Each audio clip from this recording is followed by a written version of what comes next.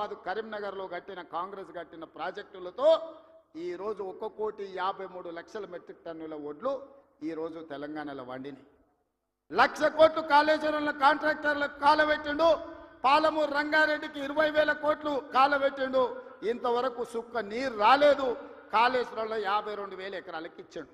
1,00,000 కోట్లు కాంట్రాక్టులకు బిల్లు ఇస్తే 52,000 ఎకరాలకు నీళ్ళు వచ్చినాయి. ఈసారి అవి కూలిపోయి అది కూడా రాలే.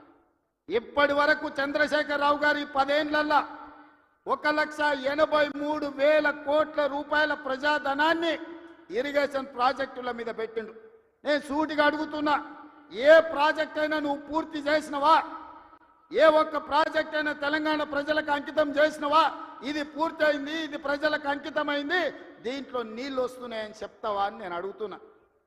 ఇవాళ మల్లన్న సాగర్ అంటాడు, రంగనాయక సాగర్ అంటాడు, కొండపోచమ్మ అంటాడు.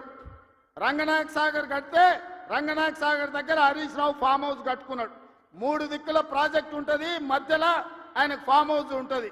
ఆయనకు 360 డిగ్రీలు వాటర్ ఫ్రంట్ వ్యూ ఉండాలంట. భూసేకరణ కోసం తీసుకున్న భూమిని హరీష్ రావు పేరు మీదకి బదిలీ చేపించుకున్నాడు.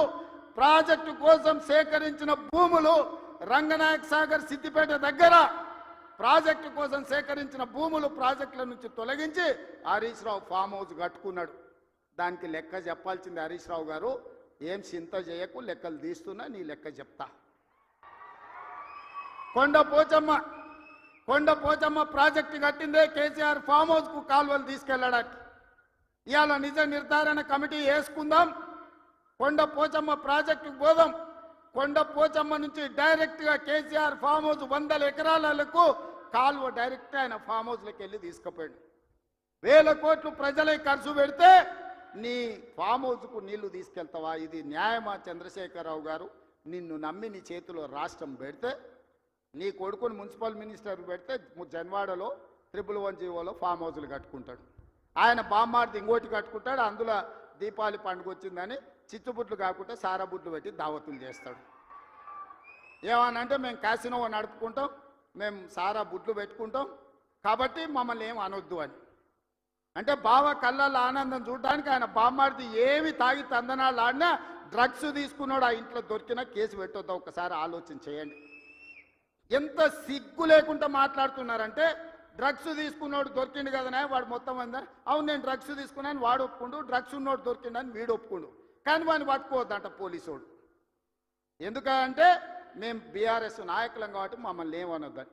ఈ రాష్ట్రంలో, ఈ దేశంలో బీఆర్ఎస్ వాళ్ళకి ఏమైనా కొత్త చట్టం ఉందా? ఇడిచిపెట్టాలా? ఊర్లో డ్రంక్ అండ్ డ్రైవ్ అని పిల్లలు ఇవ్వడానికి తెలిసో తెలియక తాగితే నోట్లో పుల్ల పెట్టి ఊదిచ్చి వాని బండి గుంజుకొని వాని పోలీస్ స్టేషన్లో పెట్టి వాని ఈపులు వలగొట్టి వాని దగ్గర 5,000 వసూలు చేస్తున్న సన్నాసి, నీ బామ్మార్ది డ్రగ్స్ తీసుకున్నాడు ఇంట్లో దొరికితే, అక్రమంగా ఫామ్ హౌస్ కట్టుకుంటే, వాని ఇంట్లో విదేశీ మద్యం దొరికితే వాని మీద కేసు పెట్టొద్దు అంటున్నావంటే చట్టం నీకోటి, పేదోళ్ళకి ఇంకొక చట్టమా అని నేను అడుగుతున్నా. ఇదా తెలంగాణ రాష్ట్ర